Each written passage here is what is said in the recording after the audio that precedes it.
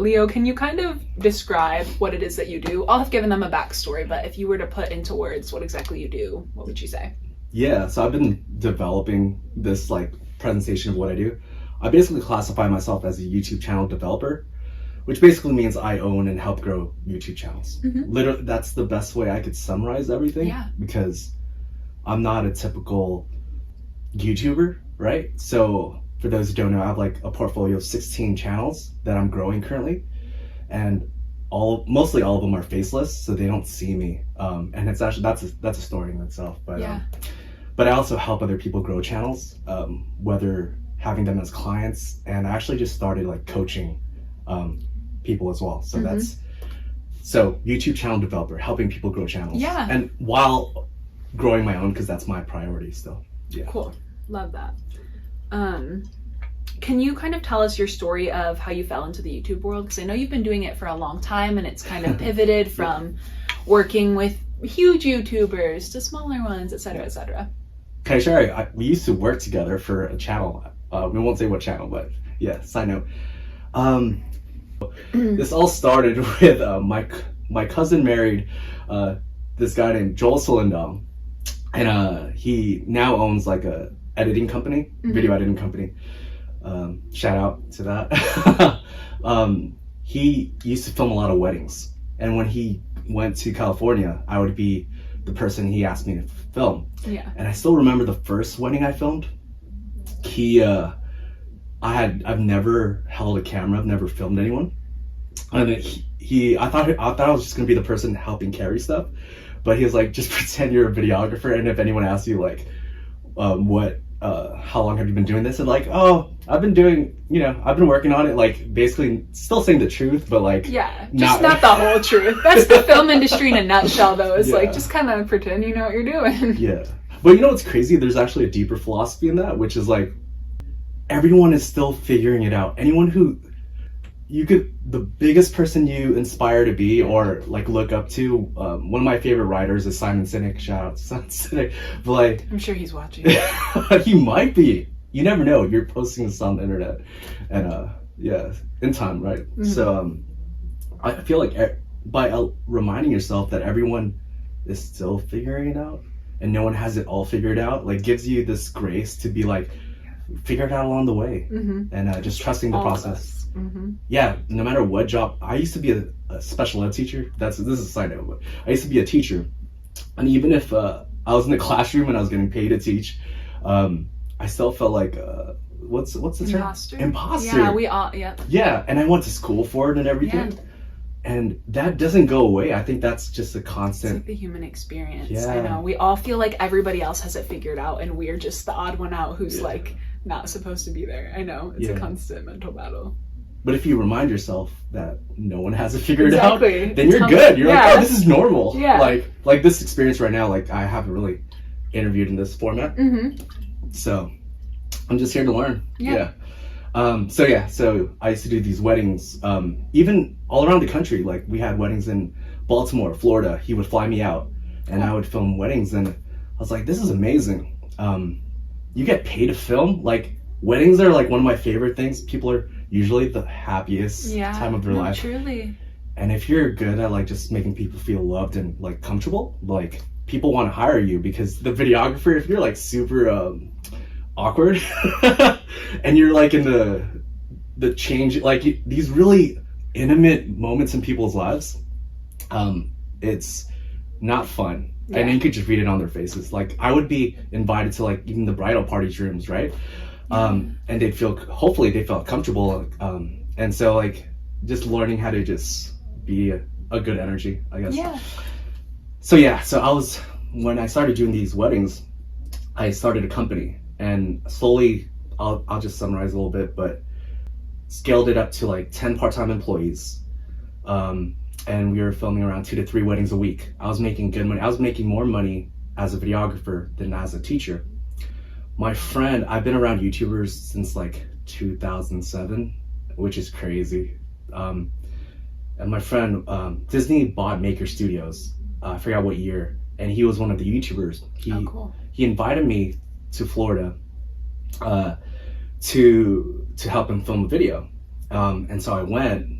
And I was just around all these YouTubers, and there's just that voice. We've talked about this before, but like, I had this voice and like, this is your future.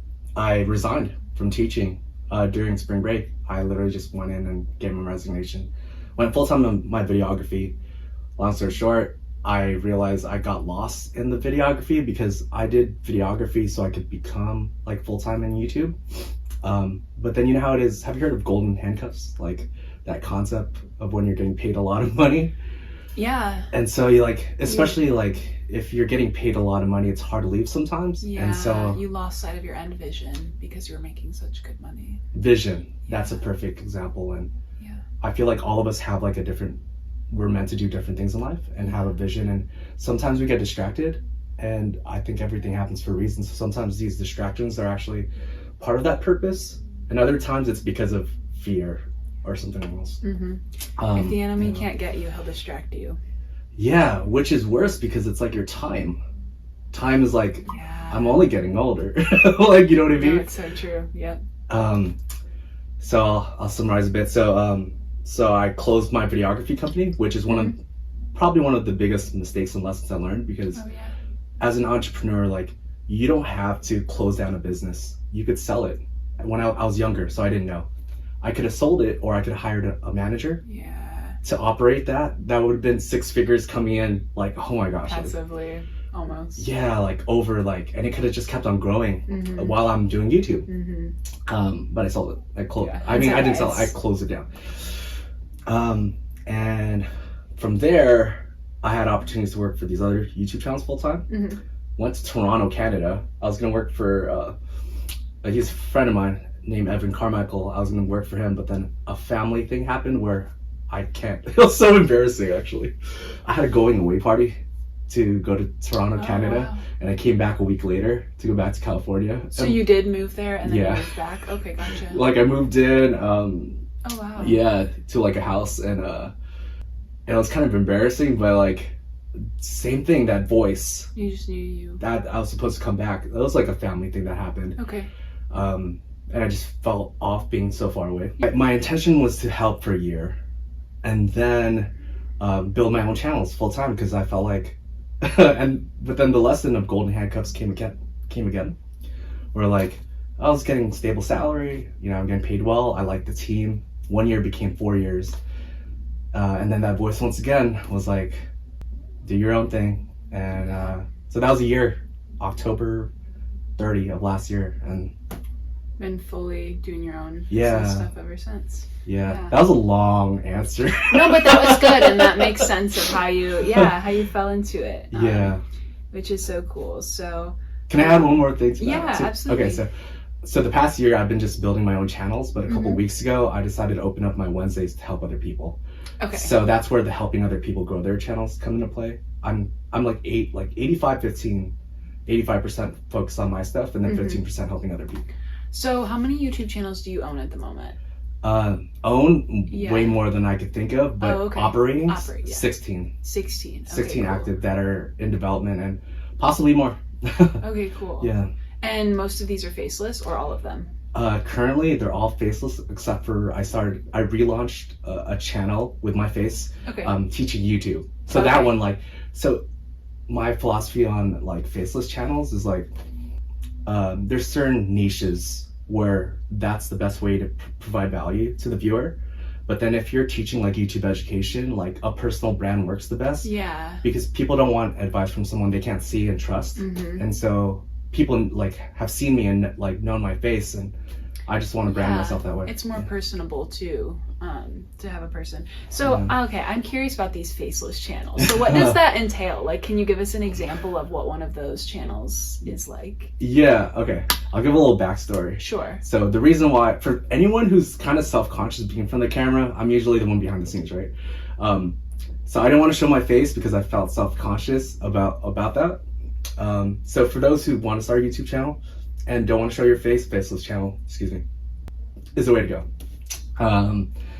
So yeah, I could tell you the niche I'm in for one of my channels. I do movie recaps. So if you've ever seen a movie recaps channel, it's basically a voiceover talking about like summarizing a movie. That's the usual concept. Hey, actors, this could be a side hustle. Yeah. You could, yeah, it's a great way to practice your voice talent, but I'm actually not even showing my voice. So the past year has a development of like what works the best, and I've been like tweaking AI voiceovers, and I found one that is so real that I get comments saying, who is this?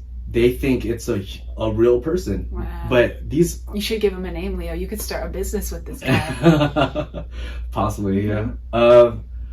But AI technology is so wild that like it's getting so real you can't distinguish between real and fake. And in that niche, that using an AI voiceover works. Yeah. It can work. So. And it's more cost effective and stuff too, I assume. 100%. So I do want to talk a little bit about the money in the YouTube space, if you're comfortable talking about that. How do most YouTubers make their income? Because I feel like that's kind of a thing, is like people think of YouTubers and they're like, oh, they're raking it in, but how exactly does that work? Is that from the views? Is that from brand deals? How do YouTubers typically make their money? Okay. So in summary, everyone makes money differently. Okay. Right? There's like multiple ways to find out what products and services you could sell to your audience. So it's really based on the type of content you're creating. So you could go like, you could reverse engineer anything. So I'll give you an example, because I actually thought about this, like I almost gave you this idea. I feel like for your channel, so many people are interested in the whole acting thing as a brand new actor. If there's a desire if you solve that problem for them by creating a course, literally a course, there's multiple ways to do it, but let's say a course. You just create a course of like the things you use, all the technology you use. That's one way to monetize your channel even more. And then it's simple as putting a link in the description. That's one way, or building an email list and then slowly cultivating that relationship and then selling that course through that email list. So every channel is completely different. Like the example I just gave you right now, I can't sell an acting course. Well, I can, but like I can't put that in my movie recaps channel. You know what I mean? Yeah. Because the audience is different. Right. So for those channels, how are you making your income? Yeah. Is it through selling courses and stuff like that, or watch time, or? Yeah.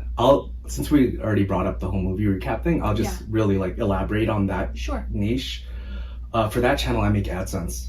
Okay. So it's actually it's monetized. So for example, let's say for that movie recaps channel, I want to create let's go back to courses. Sure. This is how you make a movie recaps YouTube channel. Okay. And this is how you like go from 0 subscribers to over 1,000 and make money on AdSense. So whatever content you're creating is evidence and proof of success solving a certain problem. Okay. Right. So it's almost like using the audience that's coming to your YouTube channel to provide them with something of more value that costs money. You're almost like leading them to a second source. Yeah. Is that what I'm hearing a little bit? Yeah. Of course, every channel is different. Like I keep on repeating, but like basically, if you understand your audience and you understand the desires of the audience, the psychology of the audience, then you could line up that desire with products and services that further. And sometimes you can help them with things that you're not even making money from. So I'll give you an example. If someone's asking some YouTube advice and like they don't need my course, right? And I always believe in the long term and karma and all these things. Yeah. So like I'm not going to try to sell them a course when they don't need a course. Maybe they just need this book that's $10 that's on Amazon. Right. So it's really based on the individual viewer, and that's actually a monetization strategy I learned recently. Just like a doctor listens to man, I feel way more comfortable now. This is cool. Thanks, Sophie. Just like a doctor, when you sit with a doctor, you just share all your problems, and then they're like, "Oh, here's the prescription. Here's what can help you." Right? Yeah. And sometimes a doctor might not even recommend things that they're selling. Right? They might be recommending a different doctor, and the same thing. Yeah. Right? That's what a good doctor does. Right.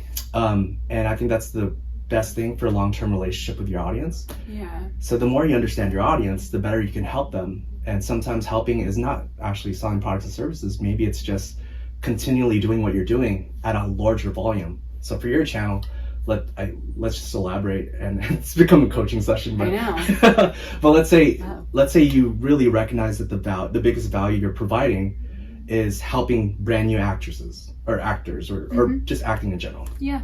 If that's the main thing, maybe they don't need another course or they don't need another thing. Maybe they just want to see more videos of you teaching that, maybe twice as many videos a week.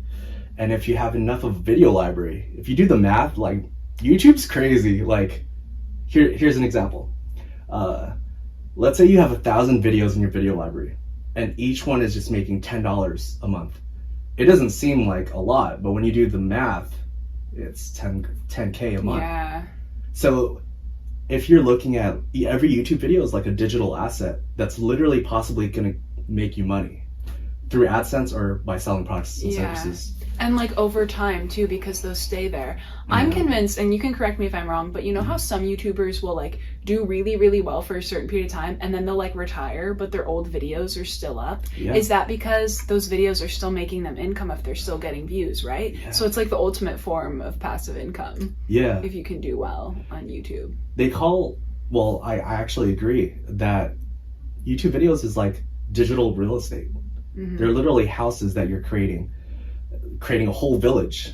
Like, I'm just creating it visually, but like, and then you're helping people, you're helping provide value. That's why I don't mind like creating so many channels, right? Because another strategy of having multiple channels is like just the mental health as well. We could talk about that later, but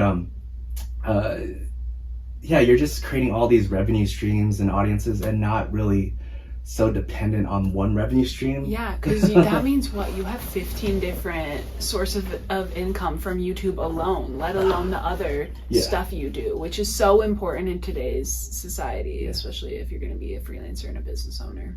But I'll be honest, some of the channels are brand new. Okay. So they're not monetized through AdSense yet. I haven't shared this like strategy I'll give this example. Sure. So when I first started last year, like I had a channel where I was kind of I wanted to see what the boundaries were for YouTube. Okay. And I was doing some provocative thumbnails, if you know what I mean. Okay, yeah. Like clickbait stuff. I basically got that channel deleted. Oh. Hey, you gotta test the water sometimes, yeah. My friend. But long-term play is always to create family-friendly content. Yeah. That's the best for your personal brand, but just brand deals, everything in general. Yeah. I was going somewhere with that. I forget where I was going. Go ahead. Okay, we're talking about provocative thumbnails. Oh yeah. So the strategy, what I learned, I really believe everything happens for a reason, and like you could use something like mistakes are just like lessons. Yeah, there are no mistakes; they're just lessons. Yeah, because how do you define what a mistake is, right? Right. If it led you to somewhere good. Yeah. So I realized, like, even though that channel got deleted, all I did was repackage the thumbnails because the videos were still good. I started a brand new channel, and it's actually about to be monetized with the same exact videos. Oh, that's so all I did, yeah. So so check that out. Because I learned that every channel I have, even though I say I have 16 channels, it's really 8. I have doubles. Oh. Yeah, because you could rebrand it to target a different audience with the same videos that's a little tweaked, but it's your content, so you're not getting copyrighted, right? So it's like, and it's crazy. You could literally double your income with the same content. Yeah. That's so interesting. How good is the YouTube AdSense money? I'm curious. So if you don't do the like trying to sell people anything, if you literally just make YouTube videos and want to be kind of lazy and just make money from the ads, what does that kind of look like? It's always, everything is based on the audience. Okay. So you want me to share some like terminology as well? Sure, yeah. Okay. So CPM is basically how much they're making per thousand views. Okay. But what you actually take home as a creator is called RPM. And that's always based on your audience. So, for example, I'm like slowing myself down if certain things. Since I already talked about the movie recaps things. Yeah. For that specific channel, for one of the specific movie recaps channels I have, it's making like 325 RPM. So that means for 1,000 views, you're roughly getting $3.25. Okay. But for that channel, I'm actually not, even though I like the AdSense, right? high ticket items are the best way to, really? to monetize most channels, because you're not, like, I don't need 1 million views.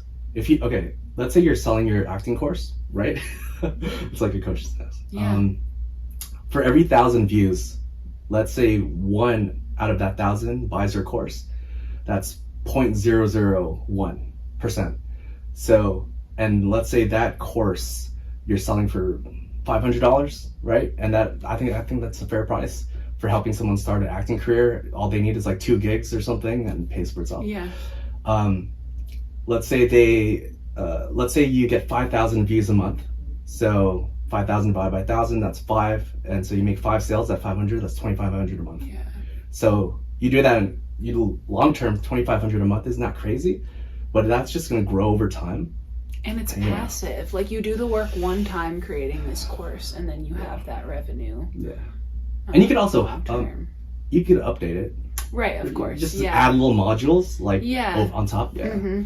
It's cool too, like, nowadays, it doesn't even have to be a course you're selling. There's, like, affiliate links and stuff like that with, like, products where you can make commission and stuff like that. So even if you're, like, want to make beauty YouTube videos, and you put like beauty products in the description, and you get people to buy those, that is really, really smart. That's so interesting. I hadn't realized most of the money was not through ads. I know you said it depends, so it probably, I guess for the bigger channels it might be, but that's so interesting. That's so cool though about YouTube, that there are all these different revenue sources inside of that medium. Would you say YouTube is still the social media platform where you can make the most money, or no? Interesting. I guess it probably depends on the person and how they're approaching social media too. Exactly. Yeah. I think you can make $1 million in any platform, right? Yeah. It's really based on, I'll always say audience. That's literally the word for everything.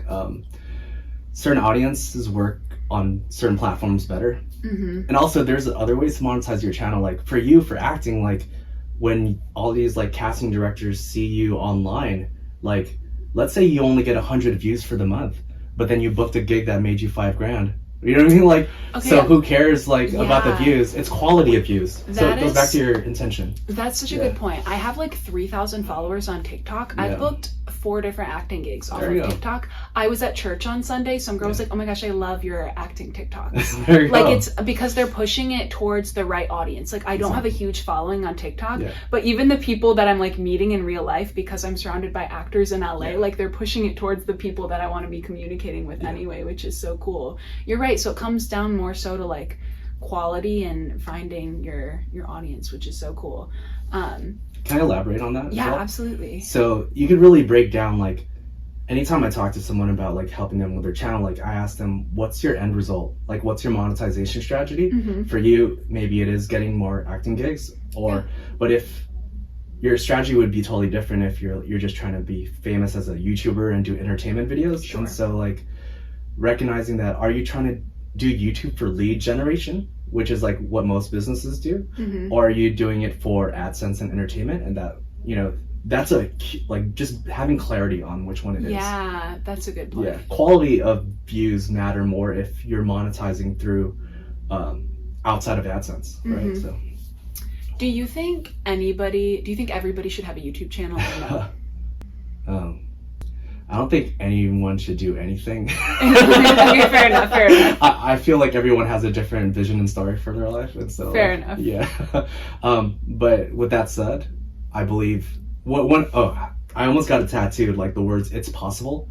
So for the past 15 years, I've struggled like having the confidence to build my own channels, right? I was like, wait a minute, like all these YouTubers have, like, they're cool people, right? But they don't have anything inherently special about them that I don't have. So thanks. And that's even with acting too, right? Like there's nothing that like Will Smith, I don't know why Will Smith is an interesting character, but everyone has advantages and a story. So it's like anyone can have a YouTube channel. Like I literally, one of the coolest YouTube channels I found out recently, so wholehearted. I don't know, have you seen that guy who like goes to shelters? I forgot his name.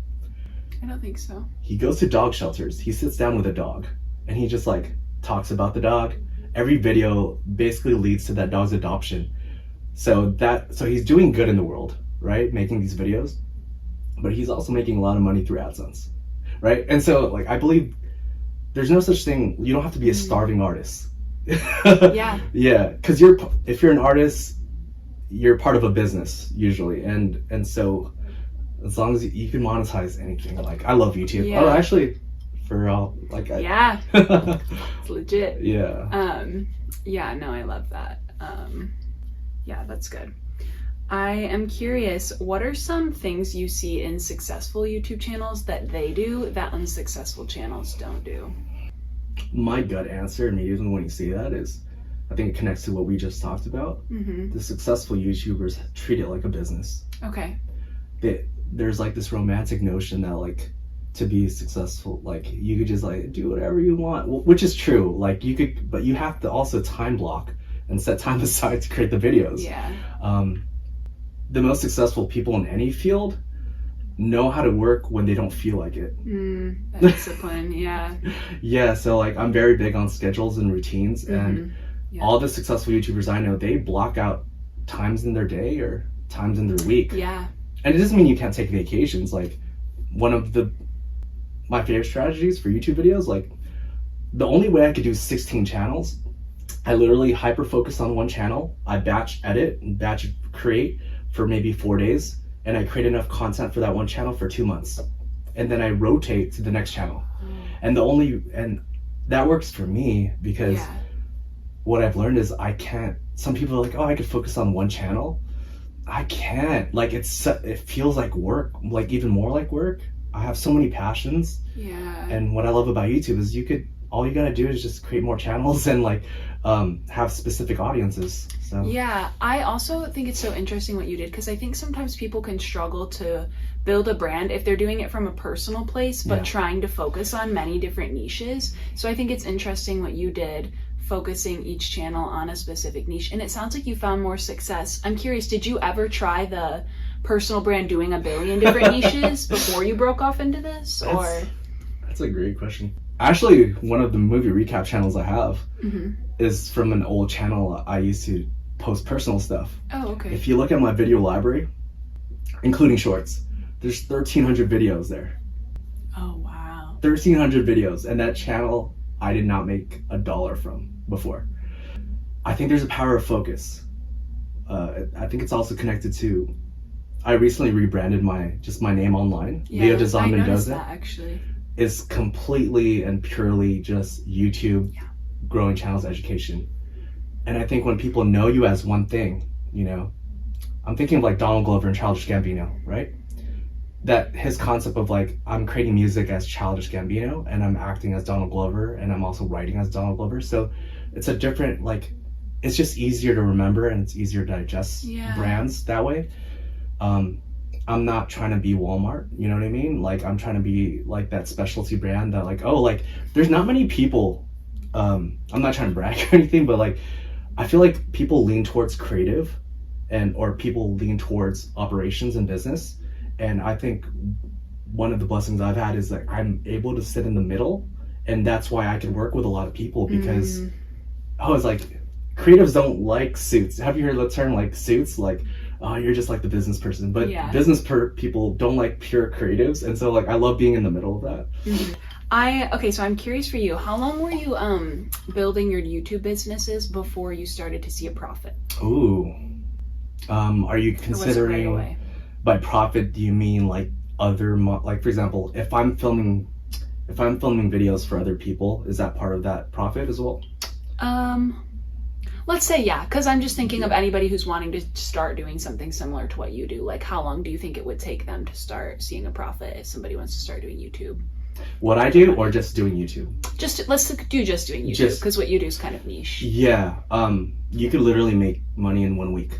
Okay. And the reason I say that is because the fastest way to make money with any niche, with any audience, is if you provide a service. Okay. Right? So for you, right, like you post a video and you get an acting gig, you're providing a service to these, like casting, these movie projects. And so for me, like when I used to post like wedding videos, I post a wedding video on YouTube. I'm not trying to make money on AdSense from the wedding video, but it led to at least 3 clients from that post, right? Yeah. Okay. So if somebody wants to start doing YouTube, but they're not sure what type of videos they want to create, or like where to start, what would be your advice for them? I love that. So I'll give self-awareness to answer that question is really important, but this is really clear to me now. Like now that I'm really building my own channels full time and helping others even more, like, do you know who you're serving? Okay. And what do they want? You can literally sum it. Who are you serving and what do they want? Like, because like, and why are you serving them? Yeah. Right? So are you trying to make them laugh? Are you trying? Are you trying to teach something of value? And if you're clear on that, like spend as much time on that as possible, because that literally is the foundation of your whole business, your whole YouTube channel. No, that's really good. And even to kind of put that into perspective for you guys, maybe in like my situation, who am I serving? Actors, what do they want? Like content and insights into the industry, which is kind of what I'm doing with this podcast and the content I create. Or like another example I can think of is like fitness. Like who are you serving? Like people who want to get fit, how are you serving them with like these programs or things like that?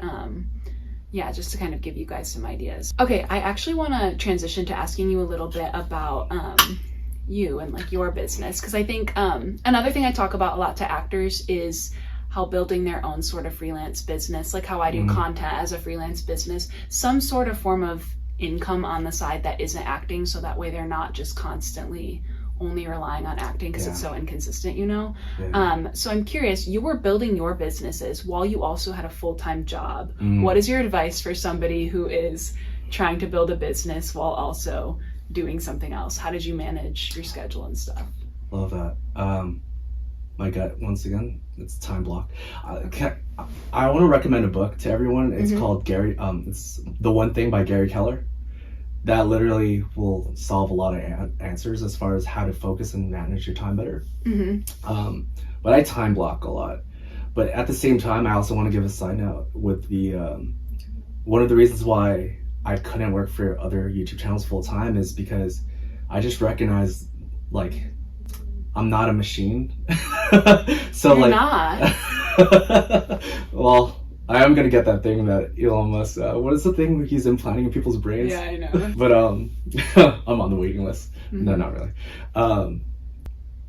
Going back to it was about building the business on the side, right? Yeah, exactly. And like how you managed all of that. Because let me tell you guys, like our work hours were very like 9 to 5 type hours. Like it was a full-time thing. We had Fridays off, but no, you didn't. You still kind of worked Fridays. So I still work Saturdays and Fridays. Yeah. For one, I think you just really gotta love what you do. Yeah. Because no matter how much time you have, if you actually don't enjoy what you're doing, you're gonna burn out. For sure. Yeah. Yeah, I agree. I think the first thing is just having a normal sleep schedule. And by doing that, you could wake up early. And so I worked in the morning. Okay. I worked in the morning before my full-time job at the time. Yeah. And then, I don't have a wife and kids. And so like, I don't, it was easier for me to work after. But at the same time, I said the whole machine thing because I recognize that like, even like working on my own channels, I can't work too crazy. I still need to rest. And so I actually stopped like working at night as much and just really just decompress and recharge for the next day. Okay, nice. Yeah. So you made like a balance of it. You still made sure you were resting in the midst of working, which I think is important. I know I find myself sometimes getting annoyed with myself when I'm like tired and I have stuff to do because it's like we want to just like go, but it's like sometimes your body's like or you like get sick all of a sudden or something like that. Like you're right, you can't just keep going. You do have to take a break. Yeah. Or your body will force you to. Long term. Yeah, everything long term. Okay, so you left your full-time job about a year ago. How did you know it was time to go fully freelance and do your own thing? I also want to be transparent that I got fired. Okay. Yeah. I technically didn't leave. However, I was offered to work back again, but I denied the request. What was the question? I told. How did you know it was time to like? But I guess if you were fired, it was kind of. So when I got let go of that, so I used to manage these other channels full time. After that let go period, I was offered more positions, even like working for my church, helping them with their YouTube channels. And so but I had this voice. It goes back to that same voice that made me move out, like back from Toronto, Canada. Like, the voice is just saying like, you could grow your own channels. Like, you know what I mean? Like, so it wasn't a financial place. Another backstory to me is like, I was trying to retire by 40. Okay. Right? So I have a lot of money saved up, and I'm like, I'm looking at all these people who are like retiring, and I'm like, why don't I just use that money to invest in my dream right now? Like, what am I waiting for? Like, and then also investing in your dream now, you don't know what type of income that's going to bring as well. Amen. You know, so. Amen. Because you gotta really have, I've been working on more of an abundance mindset as well. Yeah. And like, anyone who says YouTube is saturated doesn't understand YouTube. That's one thing. Literally my next question for you is YouTube oversaturated, and can somebody still break into it? Yeah. Just like any industry, any job, like acting or whatever it may be, like, you are like one person and you're so unique that no one can, I know this sounds like, oh, like fairy, like snowflake stuff, but like, it's true, right? No one looks like, no one looks like you, no one looks like me, like, no one has your life experience. No one has your voice, your way of saying things. I know it breaks my heart when people are like, I'm not going to start doing like social media or making videos because everybody does it. And I'm like, but your voice might be the one that changes it for somebody else. Like, what is the world missing out on because you're too afraid to like create things? And we all do that, because I've had that too, and you might as well, where I'm like, oh, it's oversaturated, I shouldn't, but I think that's a belief. I love that. Yeah, it is. And everything is a limiting belief. And everything is a belief. Right? So if you believe it's saturated, you'll find evidence to support that it's saturated. But if you believe it's possible for you, that's why it goes back to like, I don't want to plug my stuff completely, but like, you can. At the end of this video, I was going to have you like tell people how they can work with you and stuff. So I'm like actually creating a program, and I was like, how do I help? I don't have time to help people one-on-one for everyone, right? So like, how do I scale that? How can I help people? I was like, I'm going to create the best YouTube education program with everything I know in the past 15 years, right? And so rather than creating a course, I'm creating a program with 3 courses. And the first course is self-confidence. It's literally the psychology. Like, you could have all the tactics of like YouTube, all the trending stuff, but if you don't fix that part, it's like, you're done. Yeah, because you're never even going to start.